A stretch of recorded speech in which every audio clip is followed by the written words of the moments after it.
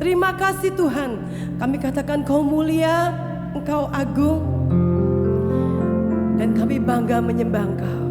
Siapa yang bangga punya Tuhan seperti Dia, amin. Saudara bangga, amin. Dia bisa diandalkan, Dia layak dipuji.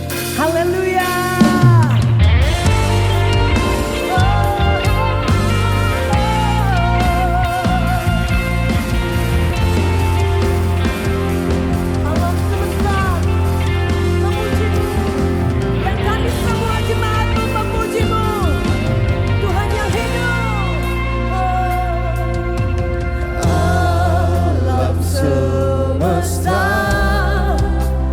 Melukiskan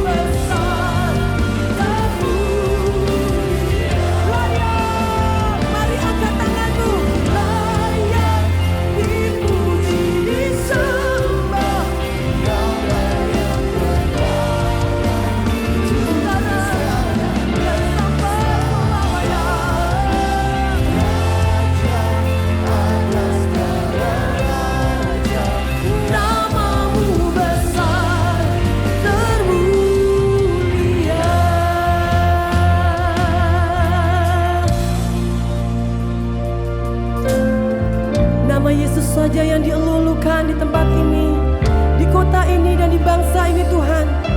Sampai bangsa-bangsa datang kepadamu, menyembah Yesus Kristus Tuhan.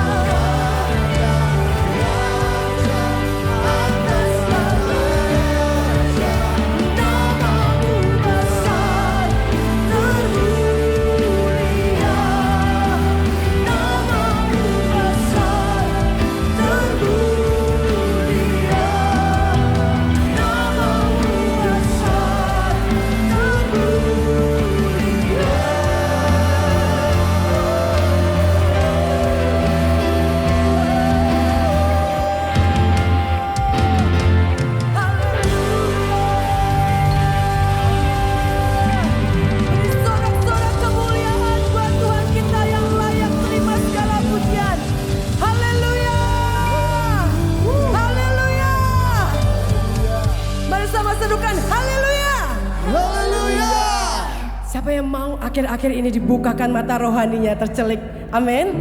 Menjelang kedatangannya, biar mata rohani tak terbuka, amin. Kita katakan open the eyes of our heart, amin. Haleluya Tuhan. Buka mata rohani kami. Setiap selubung yang menutupi mata rohani kami diangkat di dalam nama Yesus.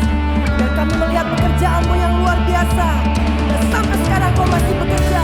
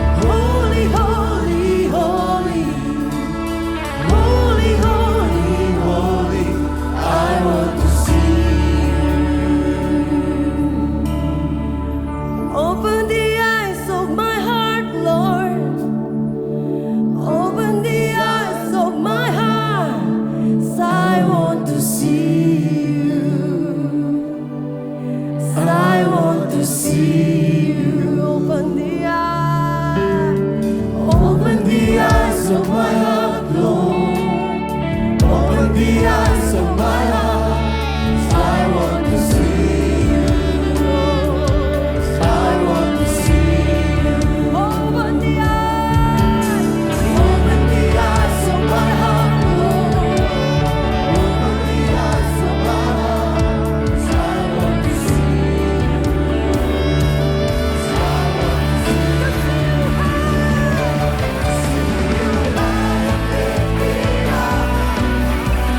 Shining in the light of your glory. Pour out your power and love as we sing, holy, holy, holy.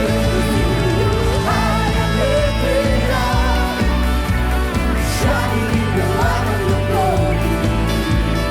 Pour out your power and love as we sing, holy, holy, holy. High and lifted up, shining in the light of your glory. Pour out your power and love as we sing, holy, holy, holy. High and lifted up, shining in the light of your glory. Pour out your power and love as we sing, holy, holy, holy. Terima saja untuk see you high and lifted up. Come on. Shining in the light of your glory. Pour out your power. Come on. Sekali lagi katakan to see you high and lifted up. Shining in the light of your glory. Pour out your power and love as we sing, holy, holy, holy. Holy, holy, holy, yes. Holy, holy, holy. Holy, holy, holy. I want to see you. Cry out, holy. Holy, holy, holy. Oh, Holy, holy, holy. Holy, holy. I want to see you. holy, holy. Holy, holy, holy. Holy, holy, holy. Holy, holy, holy. I want to see you. Dikuduskan, say one more time. Holy, holy, holy. Tahirkan kami Tuhan. Mata kami untuk melihat Engkau. Holy, holy, holy. I want to see you. Sing it, I want to see you. I want to see you. Oh, yes, I want to see you. Everyone sing out, I want to see you. Say it one more time. I want to see you. Oh, I want to see you. We want to see you. We want to see you, Lord. Yes, I want to see you. I want to see you.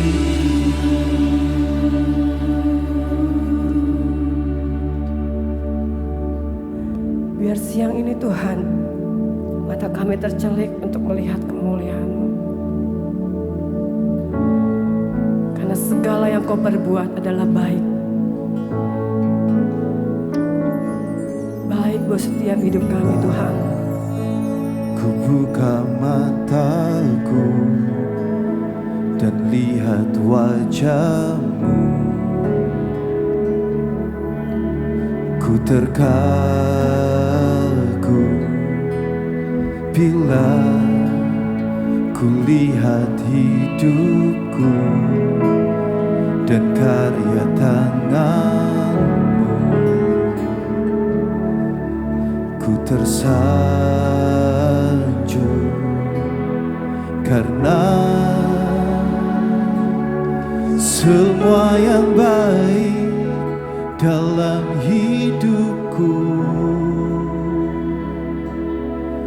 Itulah karyamu, kau beri kesempatan yang baru, dan ku ingin mengenalmu Tuhan, lebih dalam dari semua yang ku kenal. Tiada kasih yang melebihimu, ku ada untuk menjadi penyembahmu.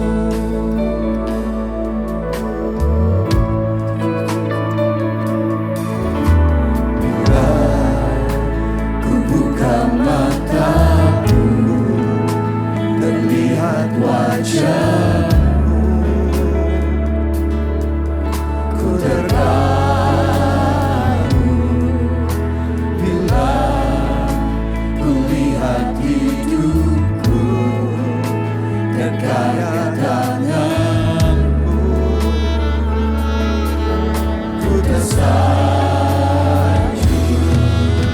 karena semua yang baik dalam hidupku. Itulah karyamu, tapi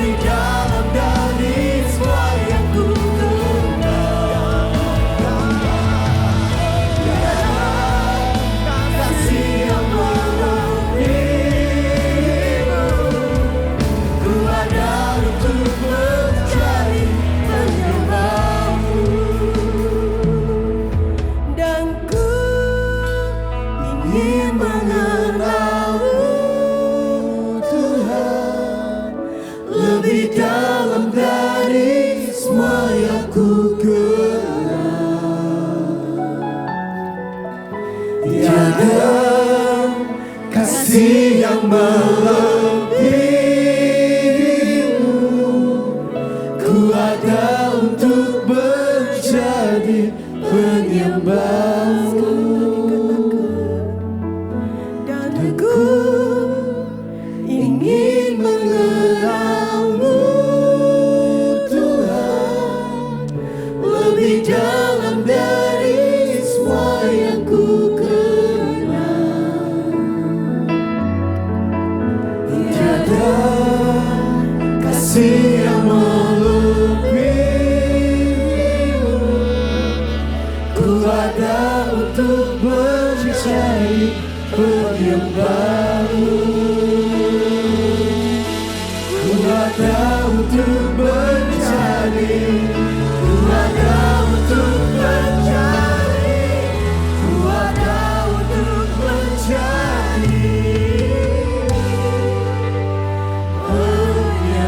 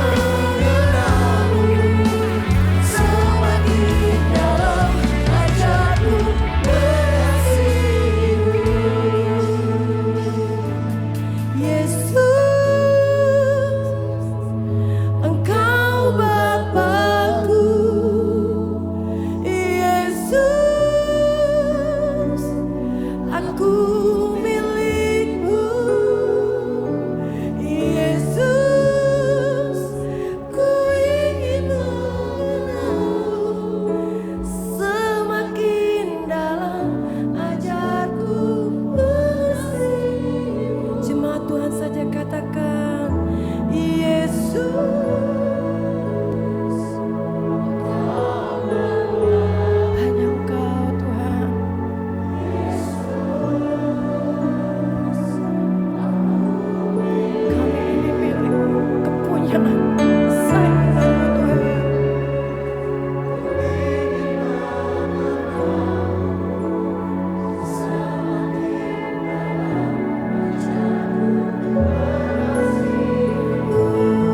Sama-sama katakan Yesus,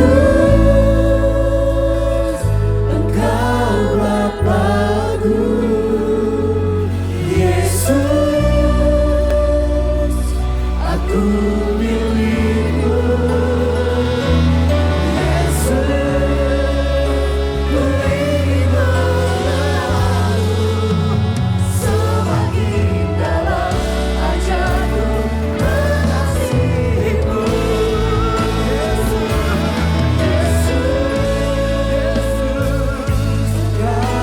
Bapa-Ku. Yesus, aku milik-Mu. Yesus, ku ingin mengenal-Mu. Semakin dalam ajarku mengasihi-Mu. Semakin dalam ajarku mengasihi-Mu. Semakin dalam ajarku mengasihi-Mu. Bahwa kami makin mengasihi, makin mencintai Engkau Tuhan. Bahwa kami dalam sebuah kedalaman dengan Tuhan. Biar hidup kami, hubungan kami dengan Engkau bukan di permukaan. Tapi sungguh satu kehidupan yang sangat dalam dengan Engkau ya Tuhan. Terima kasih buat hari ini, kami bersyukur buat anugerah-Mu Tuhan. Can you hear the sound of heaven? Like the sound of many waters is the sound of worship coming from the throne. There are cries of adoration as men from every nation lift their voice to make His glory known. Can you hear the sound of heaven like the sound of many waters? It's the sound of worship coming from His throne. There are cries of adoration as men from every nation lift their voice to make His glory known. Sing, holy, holy, holy are You, Lord.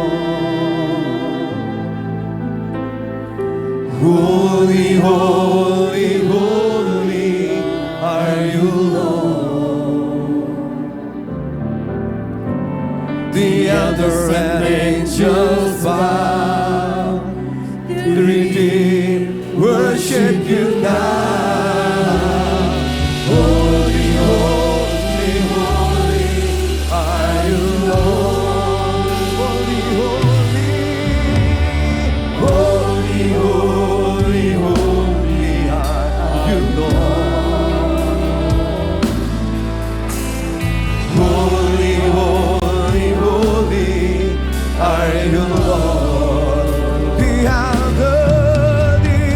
other and angels bow to the redeemed worship You now.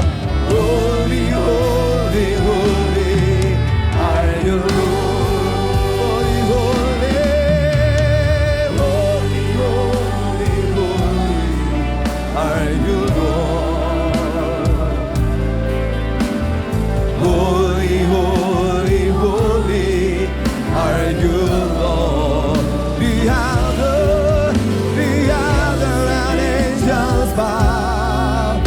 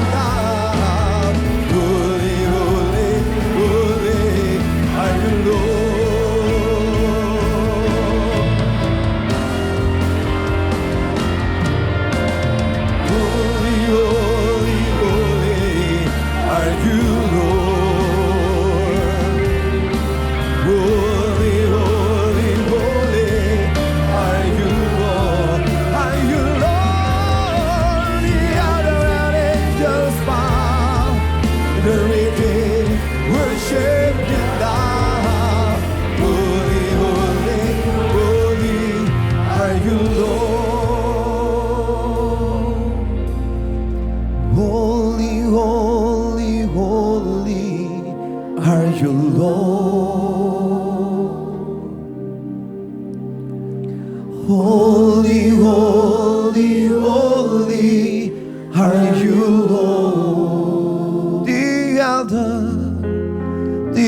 altar and angels bow. The redeemed worship you now. Holy, holy, holy are you, Lord. The elder and angels bow. The elder and angels bow. The redeemed worship you now. Holy, holy, holy are you, Lord. The elder and angels bow. The redeemed worship you now. Holy, holy, holy are you, Lord. Holy, holy, holy, holy, holy are you, Lord. Holy, holy, holy, holy, holy are you, Lord. Holy, holy, holy, holy, holy are you, Lord.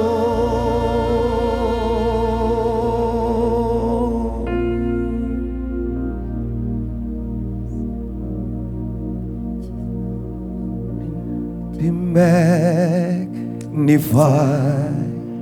your name, Holy Lord. Be magnified. Be magnified your name, Holy Lord. Be magnified. Be magnified your name. Be magnified.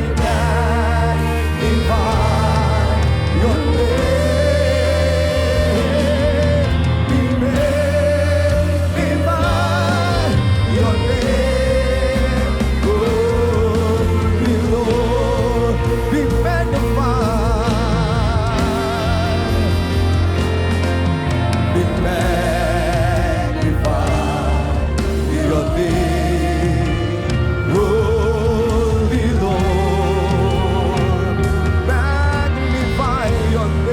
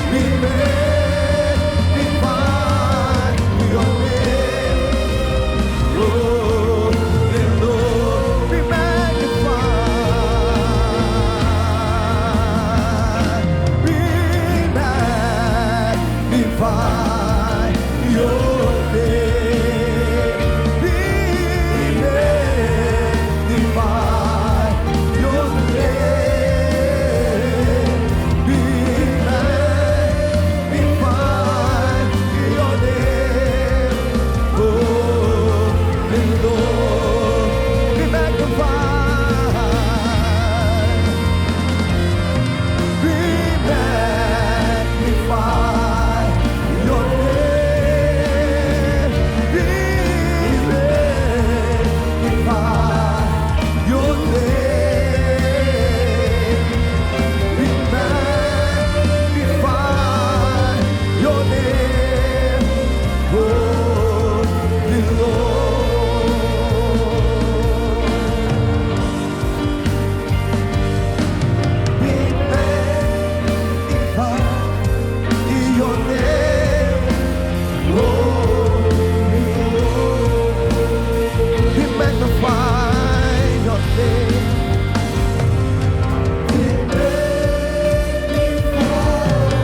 your name, Holy Lord. Be magnified, be magnified, your name, Holy Lord. Be magnified, be magnified, your name, Holy Lord. Thank you Jesus. Terima kasih Tuhan. Kami bersyukur buat pagi hari ini buat anugerah-Mu. Hari ini berbicara kepada kami, sampaikan pesan firman-Mu Tuhan. Kami buka hati kami buat Tuhan berbicara pada hari ini. Terima kasih Tuhan, jadikan hati kami tanah yang paling subur Tuhan. Yang siap menerima semua taburan benih firman. Terima kasih Tuhan. Demi nama Yesus kami berdoa. Dan semua yang percaya sama-sama katakan amin. Saudara siap dengar firman Tuhan hari ini? Di tengah kita ada Sofi hari ini yang menyampaikan pesan Tuhan. Kita berikan kemuliaan buat Tuhan yang paling baik. Sekali lagi saudara, sekali lagi yang paling baik. Silakan Sofi.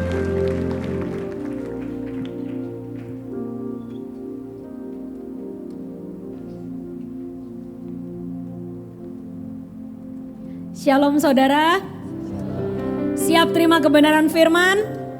Ya. Tadi pagi mungkin ada yang dengar streaming atau datang juga, Ibu Nani memberitakan firman tentang kuasa kebangkitan. Karena minggu ini saya rasa belum terlambat untuk kita masih dalam suasana merayakan Paskah ya saudara ya. Jadi kalau saya ngucapin selamat Paskah hari ini masih diterima ya saudara ya. Ya, selamat Paskah, selamat hari kebangkitan. Jadi tema khotbah saya juga hari ini masih nyerempet-nyerempet sama Paskah. Biasa Paskah itu kita khotbahnya ya tentang penderitaan Tuhan Yesus, tentang kematiannya disalib, proses dia menderita sampai dia menang dan dia akhirnya bangkit dan naik ke surga ya. Tapi saya waktu Paskah kali ini saya diajari oleh Roh Kudus tentang sesuatu dari segi pandang yang berbeda. Jauh sebelum Tuhan Yesus menghadapi salib, sebenarnya namanya Tuhan Allah di surga itu sudah mempersiapkan Yesus untuk suatu tanggung jawab yang besar itu. Ya, karena Tuhan Yesus waktu datang ke dunia dia tahu persis misinya itu apa. Misi dia itu untuk mati disalib. Untuk menebus dosa kita, betul? Tapi yang luar biasanya adalah Yesus datang itu pure sebagai manusia juga. Walaupun dia Tuhan. Tapi dari surga itu dia melepaskan akan seluruh keilahiannya dan dia datang ke dunia ini sebagai manusia. Dan dia harus menderita di salib itu juga sebagai manusia. Ya, jangan kira Yesus disalib itu dapat keringanan. Biasanya kalau dicubit sakit banget. Tapi karena Yesus itu Tuhan dicubit jadi gak sakit. Bisa gak kayak gitu saudara? Gak bisa karena Yesus itu benar-benar manusia. Sehingga dia tahu persis penderitaan yang akan dia alami. Saudara, dimulai waktu Yesus belum masuk dalam pelayanan. Yesus itu umur berapa masuk pelayanan, ada yang tahu di sini? 30 tahun. Nah, tapi sebelum Yesus masuk ke dalam masa pelayanannya di tahun yang ke-30 itu, ada satu namanya masa ujian. Ya, Tuhan Yesus waktu itu dibaptis oleh Yohanes. Ya, dia menggenapi akan firman bahwa orang yang percaya kepada Bapa itu harus dibaptis. Lalu dia dibaptis ya seperti orang-orang lain. Ya, dia nggak minta privilege. Oh, kalau karena saya ini yang punya surga, ya udahlah nggak usah dibaptis, enggak. Dia tetap dibaptis, ya, menggenapi akan rencana Bapa karena dia tahu dia manusia. Ya, dia dibaptis, tapi setelah dibaptis apa yang dialami oleh Yesus? Ya, kita baca sama-sama ya. Kita hari ini mau belajar tentang persiapan Yesus menuju salib itu ternyata dimulai dari awal pelayanannya. Kita baca dari Matius 4 ayat 1 sampai 4. Ya. Oke. Kita baca ayat yang pertama dulu ya. Bareng-bareng ya saudara ya. 2, 3. Maka Yesus dibawa oleh roh ke padang gurun untuk dicobai iblis. Kok suaranya kurang kenceng? Coba saya mau dengar rame-rame ya, supaya semangat nggak ngantuk ya saudara ya. Ini jam rawan ngantuk juga, ini jam 10 ya. 2, 3. Maka Yesus dibawa oleh roh ke padang gurun untuk dicobai iblis. Yang bawa Yesus ke dalam ujian itu iblis yang narik atau roh Tuhan yang menuntun? Roh Tuhan. Jadi saudara, hari ini saya mau kita belajar sesuatu. Kalau di dalam hidup kita ini kali ini, hari-hari ini lagi ngalamin ujian, itu bisa jadi Tuhan yang memang mengizinkan ujian itu terjadi. Ya, seperti Bapak waktu itu tahu Yesus harus ngadepin ujian yang berat di salib. Maka sebelum dia memulai pelayanannya, roh Bapak mimpin Yesus untuk masuk dalam ujian itu. Ujian untuk persiapan menghadapi ujian yang sesungguhnya. Saudara, berapa banyak di antara saudara yang saat ini punya anak yang mungkin lagi di jenjang SD kelas 6 atau SMP 3 atau SMA 3. Ya, saya punya anak yang paling besar, dia lagi menghadapi yang namanya ujian percobaan trial. Karena dia SMP 3 dan nanti bulan depan dia akan menghadapi ujian yang sesungguhnya. Tapi waktu dari awal dia SMP 3 itu dapat ujian trial namanya ya. Ujian trial berkali-kali. Dan dia berkata kadang, aduh ujiannya susah mah, lebih susah daripada ulangan harian. Saya bilang karena kamu ini nanti bulan depan akan menghadapi ujian yang sesungguhnya. Maka Miss Sir kamu di sekolah mempersiapkan kamu untuk ujian itu. Nah, Yesus juga begitu. Tuhan Allah Bapa tahu bahwa nanti di salib ujiannya akan besar, ujiannya akan hebat. Maka di awal pelayanan Yesus, Bapak di surga membawa Yesus ke padang gurun. Hari ini kalau dalam hidup kita lagi ngalamin yang namanya padang gurun ini, jangan takut. Karena itu sepengetahuan dan seizin Tuhan. Ya. Roh Tuhan mimpin kita, membawa kita kepada kemenangan, betul. Tapi kadang roh Tuhan membawa kita ke padang gurun untuk yang namanya ujian. Tapi ingat, kalau ada ujian kecil, berarti kita akan dipercaya suatu ujian yang besar. Kita ada ujian kecil, kita menang, kita nanti pasti ujian yang besar kita bisa menang. Seperti anak saya, hari-hari ini lagi mempersiapkan ujian kecil, dilatih terus. Supaya nanti saat ujian dan tanggung jawab yang sebenarnya datang, kita sudah kuat. Ya, jadi hari ini kita mau belajar kenapa Yesus harus dipimpin oleh Roh Tuhan untuk masuk dalam padang gurun ujian. Ya, ayat yang pertama tadi kita baca, Yesus dibawa oleh Roh Allah ke padang gurun untuk diuji sama iblis. Kalau iblis dari sudut pandangnya iblis, dia tuh mencobai Yesus. Mencobai dengan menguji beda ya saudara ya. Di dalam Alkitab dikatakan kalau nguji itu niatnya jahat. Memang iblis itu niatnya selalu jahat. Dia tidak pernah nguji manusia, nggak pernah. Karena kalau namanya iblis itu pengen mencobai, menjatuhkan, bikin manusia terkapar tidak berdaya, bikin manusia jatuh dari Tuhan dan tidak bangkit lagi. Itu iblis. Tapi kalau Tuhan ngasihnya apa namanya? Ujian. Ujian itu artinya apa? Naik tingkat. Amin. Jadi kadang iblis maksudnya jelek, tapi itu seizin Tuhan. Kalau hari-hari ini ada cobaan iblis dalam hidupmu, katakan ini pasti seizin Tuhan. Karena Tuhan yang punya hidup kita. Roh Tuhan terkadang mimpin kita ke padang gurun untuk kita seakan-akan dicobai sama iblis. Tapi kita katakan ini bukan pencobaan, ini ujian. Dan ujian tidak pernah membawa kita turun. Tapi ujian selalu membawa kita naik, lebih dekat sama Tuhan, lebih mengenal maksud Tuhan dan lebih kuat lagi. Amin. Oke, kita sekarang belajar apa yang Tuhan ajarkan kepada Allah Bapa ajarkan kepada Yesus untuk dia menang menghadapi salib. Yang pertama ujian, yang pertama itu apa saudara? Kita baca ayat yang kedua. Dan setelah berpuasa 40 hari 40 malam, Akhirnya laparlah Yesus karena dia manusia. Ya, kalau orang lain lapar nggak makan, dia juga bisa ngalamin lapar. Karena dia 100% manusia. Lalu datanglah si pencoba itu dan berkata kepadanya, jika engkau anak Allah, perintahkanlah supaya batu-batu ini menjadi roti. Tetapi Yesus menjawab, apa? Ada tertulis, manusia hidup bukan dari roti saja, tapi dari setiap firman yang keluar dari mulut Allah. Ujian yang pertama nih ujiannya kalau saya bilang ujian masih dasar saudara. Ujian penguasaan diri. Ya, kalau orang lapar ditanyain mau makan apa, pasti jawab pengen macam-macam ya saudara ya. Makanya saya pernah ngomong, kalau lagi lapar jangan ke supermarket, nanti setiap rak itu diambilin semua. Nanti malah boros ya. Kalau orang lagi lapar ditawarin makan pasti pengen ya. Yesus ini lagi posisinya 40 hari 40 malam tidak makan. Lalu dia ngelihat batu-batu itu, menurut saya ya secara manusia, Yesus waktu itu agak halusinasi. Orang biasanya ya kalau udah lapar tuh halusinasi saudara. Ya ngelihat apa kok kayak ini ya gitu ya. Saya waktu itu pernah ada jokes ya, teman saya orang muslim puasa ya.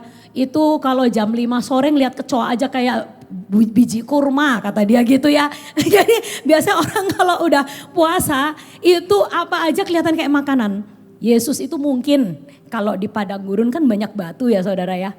Mungkin secara manusia tuh dia sampai halusinasi karena saking laparnya. Aduh ini batu kok kayak roti ya. Kayak burger ini ya bentuknya bulat-bulat gitu ya. Lalu datanglah roh jahat. Hei kamu ini kan anak Allah. Kalau kamu ngelihat batu itu kayak roti, tinggal diomong aja jadi roti. Makan gitu.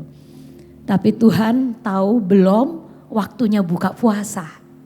Jadi Yesus nengking dan berkata, aku harus belajar menguasai diriku. Ya, secara fisik, secara daging, menahan lapar. Ya. Ini apa tujuannya? Yesus menang dalam perkara kecil ini. Dalam perkara nahan lapar ini, menguasai diri. Sehingga waktu dia menghadapi siksaan, cambukan, waktu dia menghadapi punggungnya dicambuk dan sampai dagingnya rompal gitu ya. Dia tidak menyerah saat dia disiksa. Saat dia di Getsemani, dia tuh ngalamin ketakutan yang sangat hebat sampai keringetnya aja berubah menjadi peluh-peluh darah. Artinya itu pembuluh darahnya sampai pecah saudara. Saking takutnya, saking stres dan tegang. Tapi dia sudah menang di padang gurun.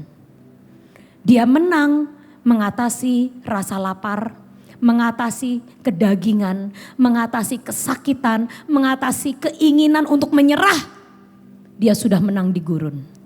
Maka waktu dia disiksa, waktu dia dilanda ketakutan hebat, waktu dia ngalamin kesakitan dalam dagingnya, dia berkata aku lanjut terus sampai ke salib.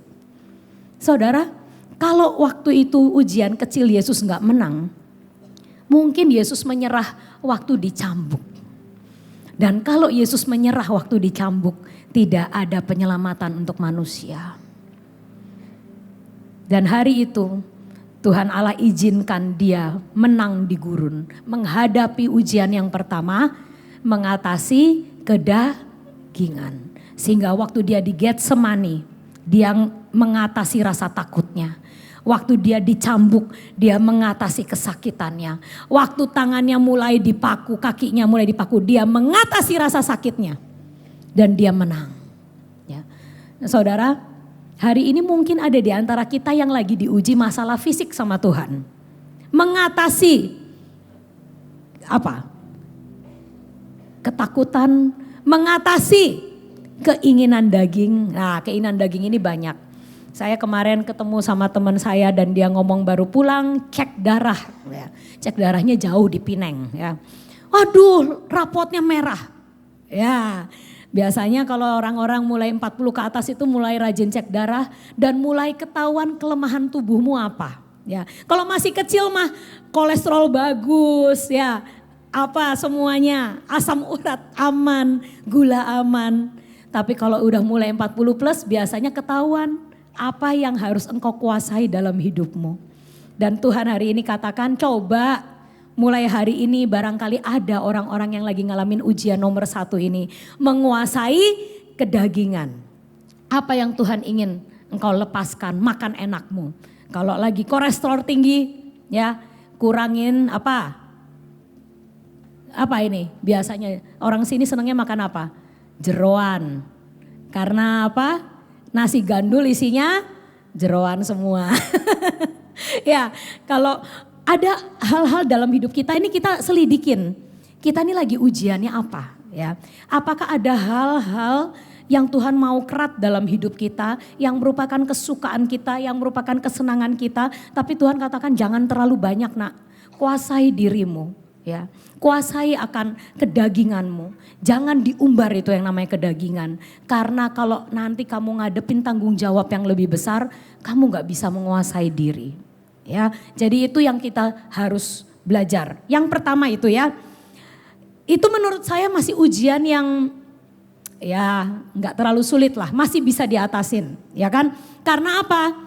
Masih ada gantinya saudara. Misalnya Tuhan nggak boleh saya makan goreng-gorengan, masih ada rebusan, ya kan? Masih ada chicken grill. Nggak boleh ayam goreng karena kolesterol saya lagi tinggi, masih ada ayam bakar, ya. Tapi ujian yang kedua ini lebih susah karena nggak ada gantinya saudara. Kedua, Matius 4 ayat 5-7. Ujian Yesus yang kedua, kemudian iblis membawa Yesus ke kota suci dan menempatkan Yesus di bumbungan bait Allah.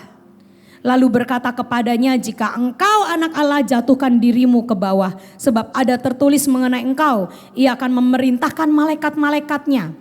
Dan mereka akan menatang engkau di atas tangannya supaya kakimu jangan terantuk kepada batu. Yesus berkata kepadanya, ada pula tertulis, jangan engkau mencobai Tuhan Allahmu. Mungkin ada di antara saudara yang hari-hari ini lagi ngalamin ujian Yesus yang kedua. Lebih susah. Kalau yang pertama cuman urusan harus menguasai diri dalam hal fisik. Yang ini menguasai diri dalam ego kita. Ya. Yesus itu waktu itu ditantang sama iblis dalam keadaan lapar. Ya, lagi orang kok lapar tuh emosi ya saudara ya. Bener nggak sih? Kalau orang lapar tuh emosinya biasanya tinggi ya. Kalau lapar lagi nyetir disenggol atau di mobilnya diituin sama orang itu langsung menyala ya saudara ya. Kurang ajar lah itu. Tapi kalau perutnya kenyang tuh biasanya lebih tenang ya. Tapi kalau Yesus ini lagi lapar tiba-tiba sama iblis disenggol egonya. Ayo turun terjun bisa nggak? Katanya kamu anak Allah. Ya coba dong kirim malaikat perintahkan untuk menopang kamu sehingga kamu buktiin kamu itu anak Allah. Saudara ingat perkataan iblis ini ternyata diulang di salib. Ya, kita baca sama-sama waktu Yesus disalib, dia juga ngalamin perkataan ini. Kita baca dari Matius 27 ayat yang ke-39. Matius 27 ayat yang ke-39, saya nggak ada di itu mungkin bisa ditayangkan. Nah ya, dikatakan orang-orang yang lewat di sana di bawah salib menghujat Yesus. Dan sambil menggelengkan kepala mereka berkata, hai engkau yang mau merubuhkan bait suci dan mau membangunnya kembali dalam 3 hari. Selamatkan dirimu jika engkau anak Allah, turun dari salib itu. Demikian juga imam-imam kepala bersama ahli-ahli Taurat dan tua-tua mengolok-ngolok dia. Dan mereka berkata, orang lain ia selamatkan tapi dirinya sendiri tidak dapat ia selamatkan. Ia Raja Israel, baiklah ia turun dari salib itu dan kami akan percaya kepadanya. Ujian Yesus waktu di gurun ternyata itu refleksi dari apa yang akan terjadi di salib nanti. Dan untungnya Yesus waktu di gurun dia lolos dan lulus dari ujian itu. Sehingga di salib ya, waktu dia ditantangin sama orang-orang, hei katanya kamu anak Allah. Katanya kamu merobohkan bait Allah 3 hari, nanti 3 hari lagi bait Allahnya bisa kamu bangun. Kamu yang nolong orang sakit, membangkitkan orang mati, ayo sekarang turun kamu dari salib. Kalau kamu turun, saya percaya sama kamu. Saudara, itu sama ujian yang dia alamin waktu di gurun dengan ujian yang dia alamin di salib. Tapi terpujilah Yesus karena saat di gurun dia menang, di salib pun dia menang. Saudara tahu apa jadinya? Bayangin kalau Yesus tidak menang atas ujian ini. Tidak ada keselamatan. Tidak ada karya penyelamatan. Bubar saudara. Ya, Yesus lagi disalib. Dan orang-orang ngecein dia, nantangin dia. Egonya kena. Ya. Dan dia berkata, saat ini sebenarnya aku bisa nih kalau mau membuktiin diriku anak Allah. Terus dia, ya saya kalau bayangin kayak Iron Man itu ya saudara ya. Dari salib tiba-tiba pakunya lepas semua, ceder-ceder gitu ya. Kayak superhero lalu dia turun dari salib. Lalu semua orang akan terbengong-bengong. Oke, terbengong-bengong sesaat. Tapi tidak ada karya penyelamatan buat kita semua. Misi Allah gagal karena Yesus tidak bisa menguasai egonya. Maka itu terpenting saudara. Dia diuji di gurun dan dia menang. Dan dia bawa kemenangan itu sampai ke salib. Sehingga saat ujian yang sesungguhnya terjadi, dia bisa ngerjainnya. Amin. Saudara, Tuhan seringkali bawa kita untuk latihan dalam perkara-perkara yang kecil. Tapi apapun pelatihan yang Tuhan hari ini taruh dalam hidupmu, berkata kepada Tuhan, aku mau menang Tuhan. Satu demi satu ujian yang Engkau izinkan terjadi dalam hidupku ini, aku mau menang. Supaya saat nanti Engkau percayakan aku perkara yang besar, hal yang sesungguhnya menjadi tanggung jawab, aku pun bisa menang bersama Engkau. Amin saudara. Jadi hari ini jangan nyerah sama kondisi-kondisi yang saat ini sedang diizinkan Tuhan. Ego, ya. Yang kedua adalah melawan semua ego. Saya mau kesaksian. Kalau nggak ada kesaksiannya kan nggak ada contoh ya saudara ya. Saya itu juga pernah ngalamin namanya ujian ini. Dan yang lucu terkadang ujian ego, ujian apa itu pengujinya mungkin cuma satu orang itu. Ada nggak saudara yang di sini ngalamin? Mungkin lagi dengerin khotbah saya lalu muncullah di otak saudara satu orang itu yang suka nguji ego saya. Ya, nah itu biasanya sama Tuhan kadang ujiannya berasal dari orang yang berbeda, kadang bisa jadi dari orang yang sama. Saya punya seorang kenalan ya di kota saya, itu sama Tuhan beberapa tahun itu dipakai untuk menguji ego saya. Ya. Jadi suatu saat orang ini pernah menyuruh kami berdua ini adalah arsitek interior. Lalu dia pernah menyuruh kami untuk mengerjakan proyek rumahnya. Tapi belum saja proyek itu dimulai. Ya, belum dimulai saudara ya. DP pun belum ya. Baru ukur-ukur gambar-gambar saudara. Tiba-tiba dia itu menyatakan suatu hal yang membuat dia itu ngerasa gak percaya sama saya dan suami saya. Saya bilang loh ini pekerjaan kan belum dimulai kak gitu loh ya. Tapi saya gak percaya kamu sama suami kamu kok begini-begini caranya. Ngukurnya kok begini-begini. Lah ya kan yang arsitek saya, yang interior saya mau cara ngukurnya kayak gimana, mau gambarnya gimana. Itu kan ya sesuai prosedur aja dijalanin. Tapi dia dari awal itu udah rewel sekali saudara. Sehingga pada akhirnya belum aja sampai proyek dimulai sudah dibatalin sama dia.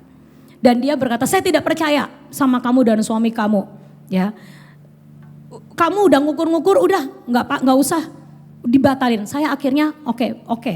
Kalau memang kamu tidak percaya sama kami, tidak apa-apa, mending nggak usah daripada nanti hubungan tambah buruk. Saya bilang gitu. Oke kan saudara? Jadi ada pernah kejadian itu nggak enak sekali, tapi saya tetap baik sama dia karena kami juga dalam satu lingkungan yang sama. Suatu hari saya itu iseng-iseng lagi Natalan jualan hampers Natal saudara. Ya buat uang jajan lah lumayan ya. Saya nemu barang lucu, lalu saya pikir ini tak beli barangnya, tak isi makanan-makanan, kue-kue, saya jual buat hampers Natal. Orang ini menghubungi saya ya. Lalu berkata, Sofi saya dengar kamu jual hampers Natal bagus ya gitu. Oh iya Ci, ini seperti ini gambarnya. Wah bagus, saya mau pesen. Pesennya langsung banyak saudara, 100. Oke, boleh Ci, langsung saya bikinkan, saya kirim, dia bayar. Gak ada masalah kan saudara, ya kan? Kali ini saya pikir oh ini orang hari kali ini tidak aneh-aneh. Ya pokoknya udah sesuai SOP. Dia pesan, saya bikin, saya antar, bayar. Tiba-tiba beberapa hari kemudian saudara, saya ingat banget saya tuh lagi pelayanan di luar kota. Tiba-tiba teman saya nelpon. Sofi, kamu lagi di mana? Oh saya lagi mau pelayanan. Ada waktu nggak? Saya perlu telepon. Saya perlu ngomong. Oh penting banget penting kata dia gitu. Oke, saya masih ada setengah jam lagi. Oke boleh, saya ke toilet, saya terima telepon dari dia. Saudara tahu apa yang dia kasih tahu? Sofi, kamu itu jual hampers ke orang ini. Iya betul gitu. Ada masalah apa? Saya bilang, kamu itu ya kalau jualan jangan suka maksa-maksa orang. Hah? Saya bilang gitu. Maksa-maksa gimana? Saya dengar dari dia. Kalau kamu itu jualan hampers ke dia itu kamu pakai maksa. Ya. Kamu nawarin, kamu nyuruh dia beli sampai dia terpaksa beli banyak sama kamu. Itu cara jualan yang gak benar, kata dia gitu. Aduh, wah saudara kebayangin. Saya gak pernah nawarin ke dia, saya gak pernah nyuruh-nyuruh dia beli, dia hubungin saya sendiri. Saya cuman menerima order berdasarkan itunya dia, permintaan dia.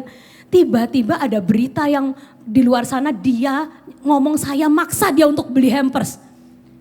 Saudara, itu mau pelayanan judulnya saudara. Ya, 30 menit lagi saya pelayanan.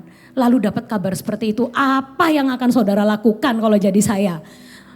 1, langsung angkat telepon maki-maki itu orang atau pelayanan dulu?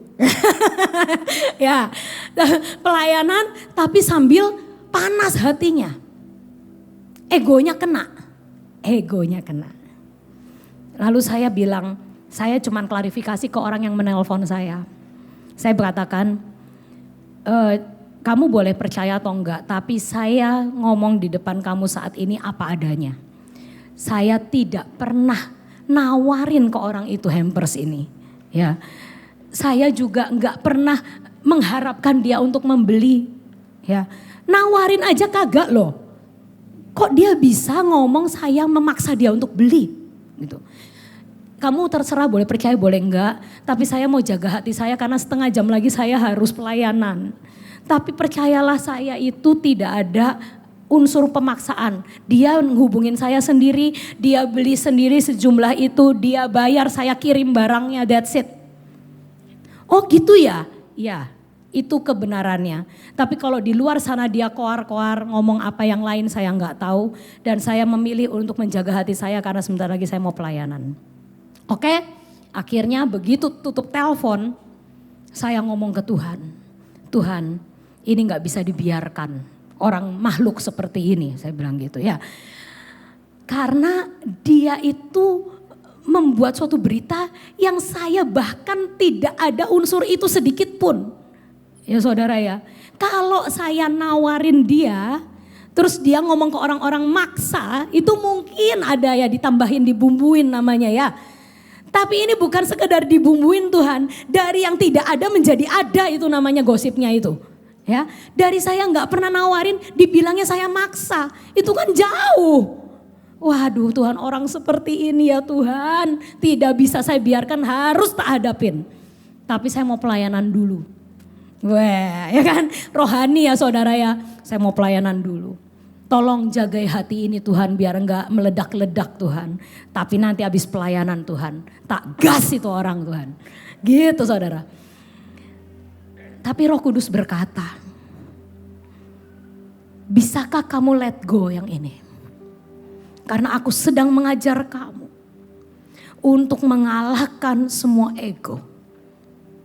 Karena kamu itu orangnya kalau nggak salah dan disalahin itu memang kamu meledak-ledak. Kamu paling nggak terima. Saya orangnya gitu saudara. Kalau saya salah saya berani minta maaf. Tapi kalau saya tidak salah disalahin. Waduh itu menyala saudara. Ya, kayak pentul korek ya saudara ya. Ces nyala gitu ya saudara ya. Tapi Tuhan berkata, bisa nggak kamu belajar let go. Karena aku sedang mengajar kamu. Karena kamu sama orang ini selalu ada ganjelan. Dari sejak pertama dia membatalkan proyek sepihak karena alasan yang gak jelas. Kamu ada ganjelan kan sama dia. Maka hari ini aku nguji kamu lagi sama orang yang sama. Tapi kali ini kamu harus bisa menang. Nanti kamu kalau habis selesai pelayanan kamu akan sudah turun emosinya. Jangan telepon dia. Jangan klarifikasi. Jangan minta penjelasan. Karena kalau kamu minta penjelasan pasti ujung-ujungnya kamu marah.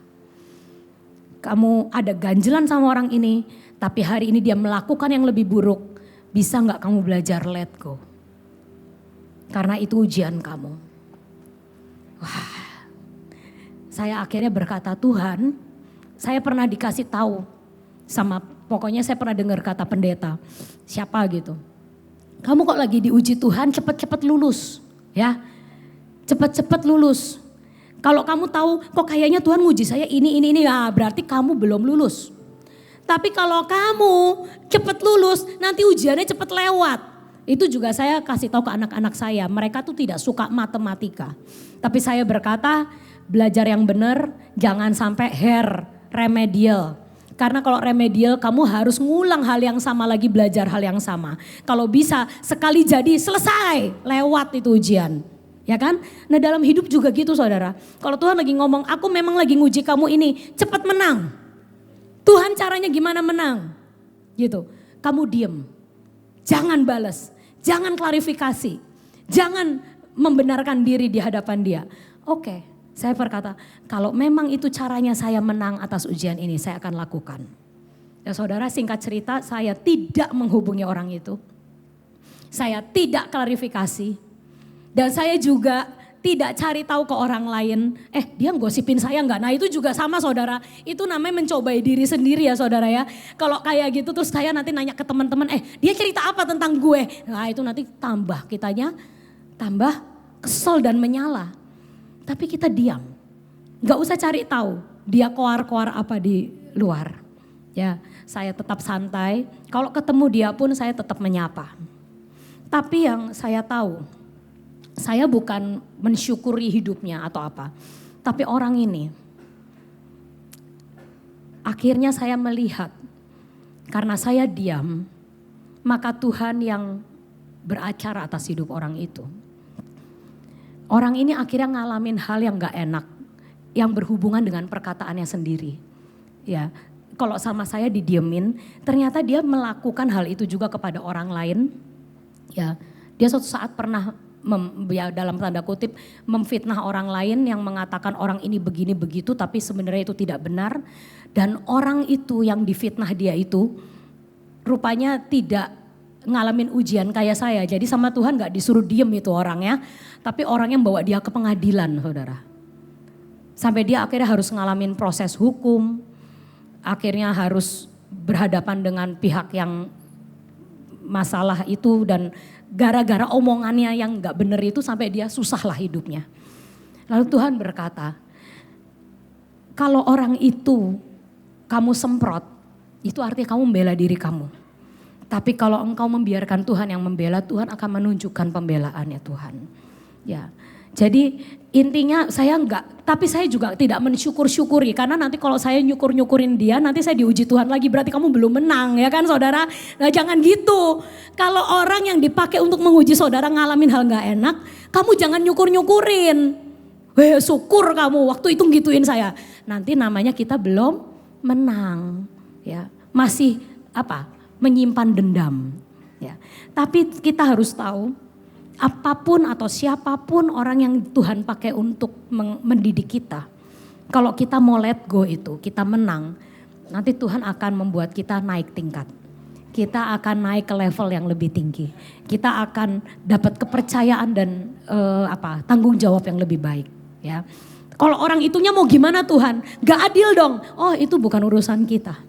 Ya, orang yang Tuhan pakai untuk mengajar kita itu bukan urusan kita, itu urusan Tuhan. Ya, Tuhan yang akan beracara. tapi yang penting kita menang, ya. Ujian yang kedua itu ya, menurut saya itu susah, tapi bersama Tuhan kita akan bisa, ya. Sekarang masuk ujian Yesus yang ketiga.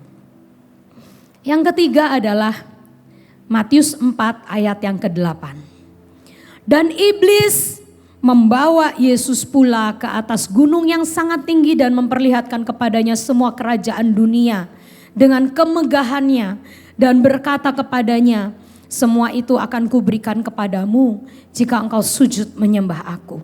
Maka berkatalah Yesus kepadanya, enyahlah iblis, sebab ada tertulis, engkau harus menyembah Tuhan Allahmu dan hanya kepada Dia sajalah engkau berbakti. Ujian yang ketiga ini adalah iblis memperlihatkan kenikmatan kepada Yesus. Karena Yesus tahu saat nanti dia diutus oleh Bapa untuk melakukan pekerjaan selama di dunia ini, hidupnya gak akan enak.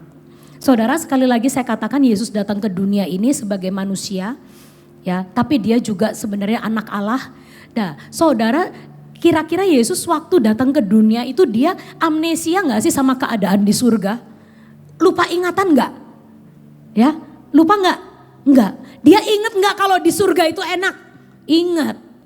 Ya, makanya saya waktu itu mikir, kenapa ya iblis kok berani-beraninya nawarin Yesus kenikmatan ya? Ya pasti ditolak lah sama Yesus gitu kan. Tapi enggak saudara, masalahnya Yesus itu datang ke sini sebagai manusia dan dia tahu dia akan menghadapi hal-hal dalam pelayanan yang enggak enak. Ya, dan dia ingat dia waktu di surga itu seperti apa. Kalau di film-film itu ada namanya cerita reinkarnasi ya saudara. Datang ke kehidupan selanjutnya tapi sama masa lalunya lupa saudara, itu namanya reinkarnasi ya. Lupa masa lalunya dia jadi apa dan sebagai apa. Tapi kalau Yesus itu bukan reinkarnasi. Yesus datang dengan sesadar-sadarnya dia melepas semua kenikmatan surga untuk datang ke dunia. Untuk menebus dosamu dan dosaku. Tapi iblis menawarkan di awal pelayanannya. Mau enggak kamu pelayanan tapi kamu tak kasih kenikmatan surga? Ya. Mau enggak kamu pelayanan tapi kamu enggak susah? Mau enggak kamu pelayanan tapi enggak menderita? Biar kamu bisa kayak di surga. Dunia ini aku pegang, tinggal sembah aku berikan kamu kenikmatan dalam pelayananmu. Tapi sekali lagi Yesus katakan, aku tidak akan menyembah kepada yang lain, aku hanya kepada Allah Bapa saja. Dan Yesus berkata, semua kenikmatan itu tidak ada artinya, aku hanya akan menyelesaikan pekerjaan Bapa. Nah saudara, ujian melepaskan kenikmatan ini, itu biasanya Tuhan berikan kepada orang-orang yang Dia kasihi. Ibu Nani dari muda tidak boleh nonton film saudara. Ya, karena saya tuh waktu itu pernah mikir, kenapa ya mama itu kok nggak boleh nonton film, kok saya boleh gitu ya. Karena saya kan nggak dilarang ya sama Tuhan ya nonton film. Mama nggak boleh. Rupanya gini, saya tuh orangnya pelupa saudara. Jadi kalau habis nonton film saya lupakan gitu loh. Kalau Ibu Nani ini orangnya perasa. Jadi Tuhan tahu kalau dia nonton film, itu nanti pikirannya dipenuhin sama film itu. Karena dia itu pernah waktu suatu saat gak sengaja ngelihat nonton film sesuatu, malamnya langsung mimpi. Ya, saya pernah nonton film terus dia tuh cuman ikutan nonton sebentar, dia berkata, aduh mama tuh memang gak boleh nonton. Karena begitu nonton nanti malamnya mimpi, nanti kepikiran. Ya, soalnya dia nontonnya cuman sepenggal, mungkin dia jadi ngarang-ngarang sendiri di otaknya, ini kelanjutannya kayak gimana ya. Jadi intinya adalah Ibu Nani itu sama Tuhan dari muda tidak boleh nonton. Karena apa? Tuhan berkata itu tidak baik buat kamu. Pikiran kamu jadi dipenuhin sama hal yang gak penting. Nah, suami saya itu penyuka kopi. Ya, suka sekali kopi dan tidak bisa hidup tanpa kopi. Sehari 2 kali dia minum kopi. Tuhan beracara dalam hidupnya. Suatu hari dia berkata, tiba-tiba perutnya GERD, sakit mah, padahal dia gak pernah ngalamin itu. Lalu dia tanya Tuhan, Tuhan apa yang harus aku lakukan, aku gak mau sakit gini. Terus tiba-tiba kayak kami berdoa dan dia dapat firman apa? Tuhan gak mau kamu punya kesukaan apapun yang terikat. Ya, harus ini, harus itu. Tidak, Tuhan ngomong gitu. Mulai hari ini kamu harus puasa kopi selama 1 tahun, saudara. Akhirnya dia puasa dan bulan depan, bulan Mei itu buka puasanya saudara. Udah setahun dia gak minum kopi, bulan depan baru buka puasa kopi setelah setahun. Tapi dia berkata, setelah saya puasa setahun, ini saya ngerasa saya udah gak kepengen lagi. Ya, intinya ada ya boleh, enggak ya udah gak apa-apa gitu loh. Tapi kadang Tuhan itu menyuruh kita untuk melepaskan kenikmatan-kenikmatan yang sia-sia itu. Ya, suami saya lagi juga sempat terikat sama tenis. Nah, dia itu dulunya badminton, tapi karena sudah bertambah usia, saya nggak mau tambah tua ngomongnya ya, nggak boleh karena perkataan adalah doa. Jadi ngomongnya bertambah usia, dia itu ngerasa badminton terlalu berat karena ngejerkok kan saudara. Jadi dia belajar tenis dengan pemikiran kalau tenis bolanya mantul dulu baru ditepok, jadi lebih ringan. Tapi begitu dia kena tenis, itu tiap hari pikirannya tenis terus. Ya, dia belajar tenis di YouTube, dia belajar tenis di lapangan, dia tiap hari pulang dari luar kota bisa diajak temennya tenis langsung ke rumah, ganti celana, ganti sepatu langsung ke lapangan, bisa saudara kayak gitu. Suatu hari Tuhan kembali cemburu sama dia. Ya, Tuhan berkata keterlaluan, tidak boleh terlalu menikmati dunia melebihi kenikmatan sama aku. Waduh ya, Tuhan itu Allah yang cemburu. Kalau engkau dikasihi, biasanya ada hal-hal yang Tuhan cut dalam hidup kita. Gak boleh kaget ya, karena kita mempelai Tuhan ya. Kalau namanya mempelai itu dicemburui. Kalau namanya mempelai itu dicintai dan diingini oleh Tuhan ya. Jadi kalau ada hal-hal dalam hidup kita, kenikmatan-kenikmatan yang Tuhan katakan lepaskan ya. Nah, jadi akhirnya dia lagi di lapangan tenis, tiba-tiba jantungnya berdebar-debar. Waduh, apa pula ini ya? Selama ini tidak pernah jantung berdebar-debar. Dia ke dokter jantung ngomong kamu jantungnya baik-baik saja. Gitu. Ke dokter ini, dokter itu periksa ini. Semua dokter ngomong kamu sehat walafiat 100%. Lalu dia kembali bertanya pada Tuhan. Dan Tuhan ngomong apa? Kebanyakan tenis, mikirin tenis terus, gak mikirin aku. Wah, Tuhan adalah Allah yang mengingini kita. Gak boleh ada kenikmatan yang lebih daripada kenikmatan cinta Tuhan, mengikut Tuhan. Ya, jadi kadang ada hal-hal yang dikerat sama Tuhan. Dan itu adalah ujian yang ketiga. Iblis menawarkan kenikmatan, tapi kadang kita berkata, aku tetap lebih mau ikut Tuhan daripada kenikmatan dunia. Nah saudara, saya nggak tahu kenapa firman ini disampaikan di tempat ini. Tapi saya percaya mungkin ada di antara saudara yang lagi ngalamin 1 dari 3 ujian, ya, atau saudara lagi memang ngalamin akan hal-hal yang 3 ujian Yesus. Atau mungkin ujiannya bentuknya berbeda. Tapi satu hal, ingat kembali ke ayat yang pertama. Roh Allah yang memimpin Yesus kepada ujian-ujian itu. Demikian juga mungkin hari ini yang engkau alami tetap ada di dalam sepengetahuan Tuhan. Karena roh Tuhan yang mengizinkan itu terjadi dalam hidup kita. Tapi ingat, kalau Tuhan mengizinkan berarti kita dimampukan untuk menghadapinya. Amin saudara. Jadi lebih dari pemenang, menangkan ujian-ujian apapun yang Tuhan izinkan. Dan satu saat nanti kita akan ngerti. Oh, Tuhan nguji saya dalam hal ini karena ada berkat besar di kemudian hari. Ada tanggung jawab yang besar, ada kepercayaan yang lebih besar yang Tuhan sedang siapkan untuk kita di hari yang akan datang. Menang hari ini, menang di kemudian hari bersama Tuhan. Amin saudara. Ada sebuah lagu yang hari-hari ini lagi berbicara sama kami. Lagu ini berkata, anugerahmu Tuhan, itu yang memampukan aku. dan itulah sumber kekuatan. Kita bangkit berdiri sama-sama. Saya minta untuk suami saya untuk menyanyikan lagu ini bersama para singer. Kita nyanyikan dari awal dan katakan, Tuhan, apapun ujian yang hari ini aku lagi alami, penyertaan-Mu itu yang aku rindukan.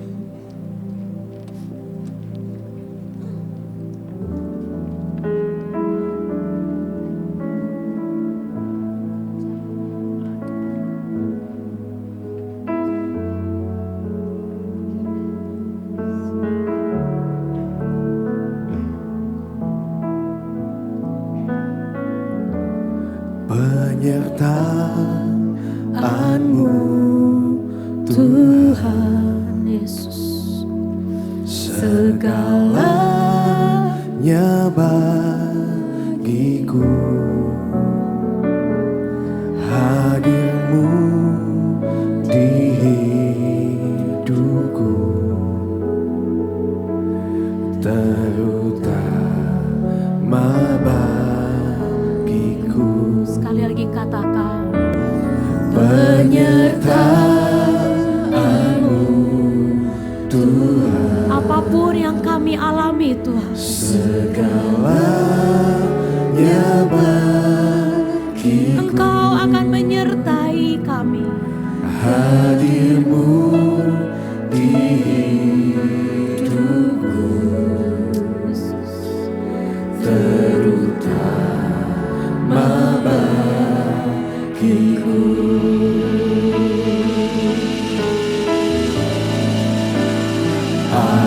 Anugerah-Mu,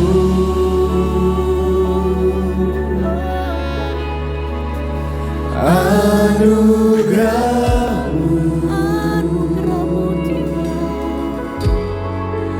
semua karena anugerah-Mu, bukan karena kekuatanku.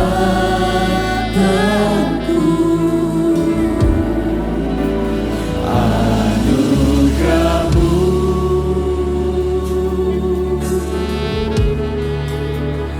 anugerah-Mu Tuhan, kasih dan sayang-Mu, sumber kekuatan bagiku. Kita katakan dari awal dan jadikan ini doa bagi setiap kita. Penyertaan-Mu Tuhan, Ada yang sedang mengalami akan setiap ujian-ujian, pencobaan-pencobaan, tapi katakan hari ini, kami tidak takut, kami tidak gentar, karena kami punya Tuhan yang menyertai kami. Oh Tuhan, oh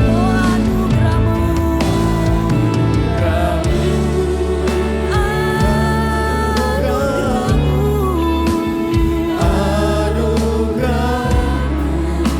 anugerah-Mu Tuhan, semua karena anugerah-Mu.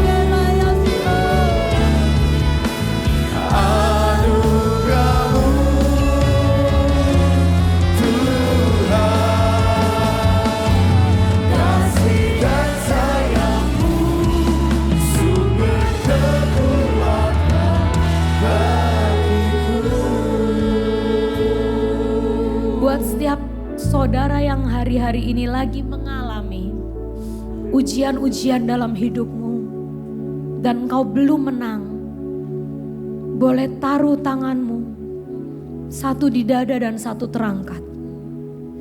Dan hari ini katakan di hadapan Tuhan, Tuhan, bukan karena kekuatanku, bukan karena kemampuanku, bukan karena kepandaianku, keahlianku, tapi kami tahu setiap langkahku dalam hidup ini karena anugerah-Mu. Anugerah-Mu yang akan memampukan aku untuk mengatasi semua padang gurun, untuk mengatasi semua ujian, untuk mengatasi semua pencobaan yang iblis sedang lemparkan. Katakan pada Tuhan, Tuhan aku gak mampu, tapi aku tahu penyertaan-Mu yang memampukan. Seperti Engkau menang di padang gurun dan Engkau menang di salib, kami pun akan menang di gurun kami. Dan Kau akan bawa kami kepada kemuliaan. Tuhan, mampukan setiap kami. Kami tahu dalam menghadapi apapun kami gak pernah kuat, karena kami manusia yang lemah dan terbatas. Tapi kami punya Tuhan yang menyertai kami. Dan semua langkah dalam hidup kami ini adalah anugerah. Kami mau Tuhan hari ini berkata, bukan karena kekuatan, tapi semua karena anugerah. Sekali lagi katakan anugerah. Anugerah-Mu yang memampukan setiap kami. Anugerah-Mu, anugerah-Mu Tuhan. Semua karena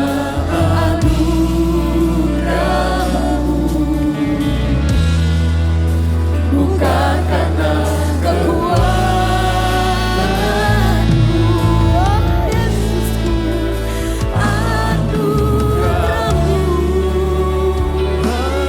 anugerah-Mu Tuhan. Anugerah-Mu Yes Jesus.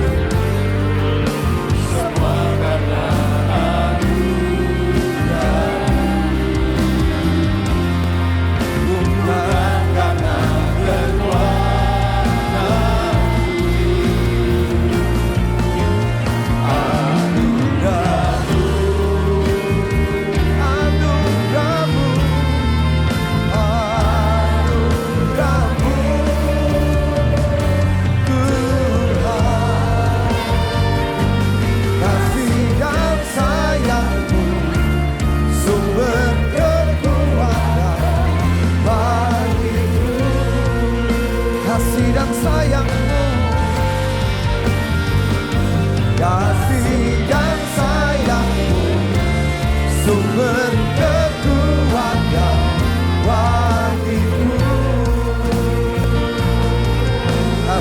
sayang-Mu, kasih dan sayang-Mu, sumber kekuatan bagiku.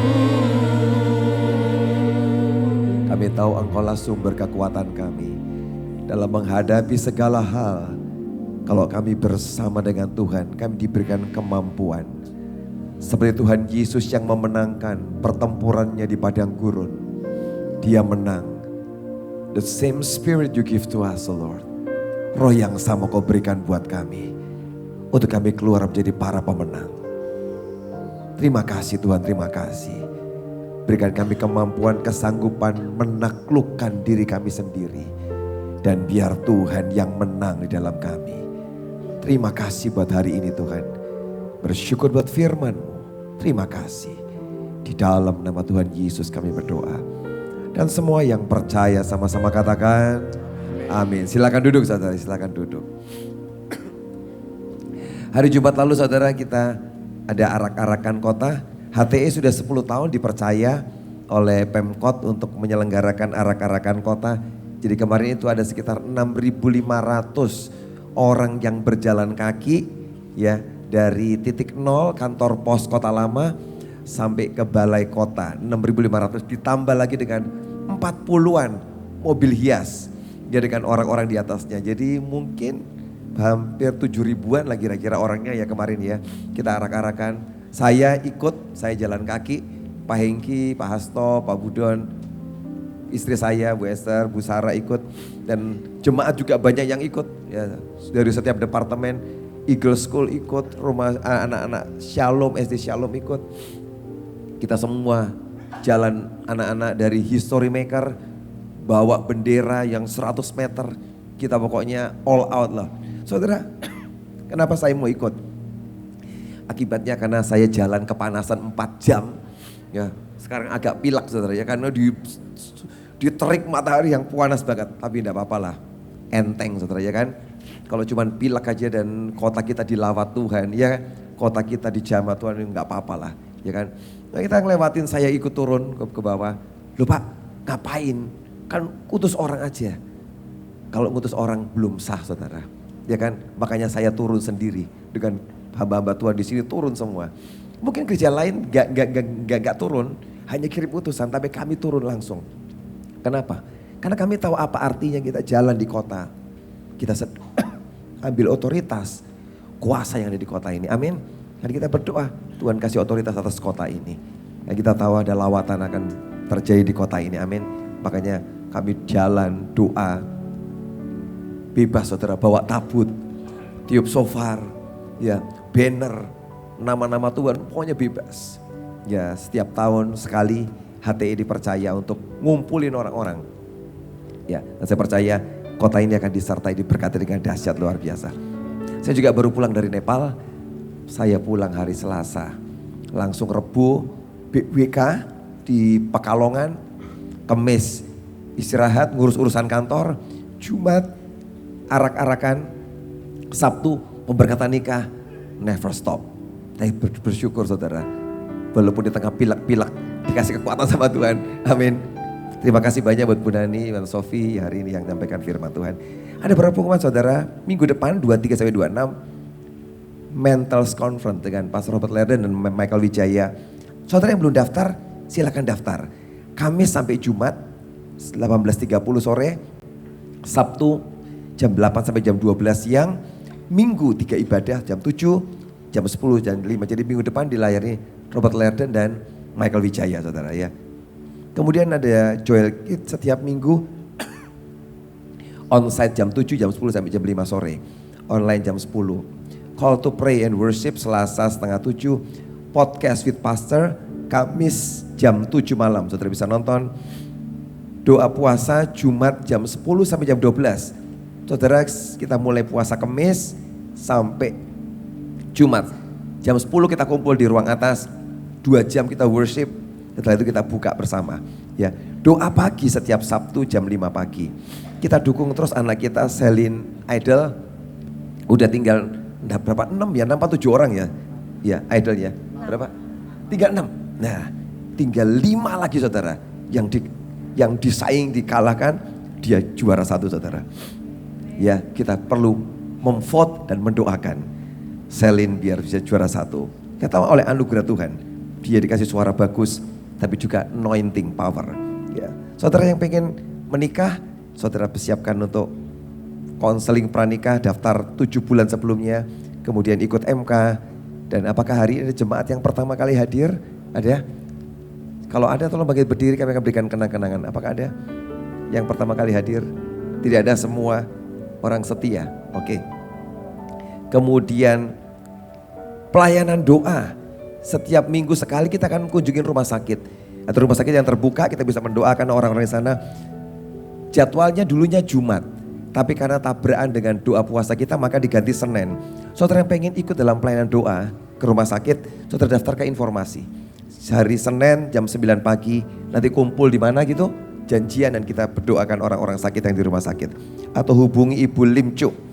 Kemudian yang terakhir kita akan lihat klip KKR anak-anak Pasca Joel Kids. Silakan.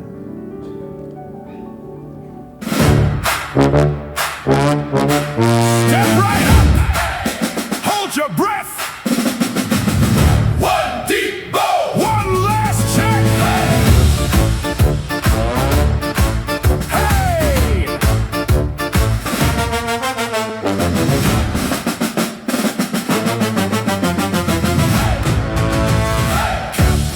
Lubi play ukulele, selalu tersenyum dan penuh kasih. Dokter forgive, hobi bersih-bersih, tak pernah risih, selalu bersih. Semua senang ada di Hope Village, bersuka cita, selalu setia. Karena Tuhan ada beserta kita, hati selalu ceria, mulut selalu tersenyum, hidup penuh harapan. Karena kita di Hope Village, anugerahnya yang mampukanku, anugerahnya yang selamatkanku, kasihnya, hatinya untukku. Let's praise His name. Dia dipermalukan, bahkan tangannya dipaku, dinaikkan kayu salib. Tapi dia masih bisa berkata, Bapa, ampuni mereka semua karena mereka tidak tahu apa yang mereka perbuat. Ini hati seorang raja. Hati yang mengasihi, hati yang mengampuni. Now I have the heart of the King.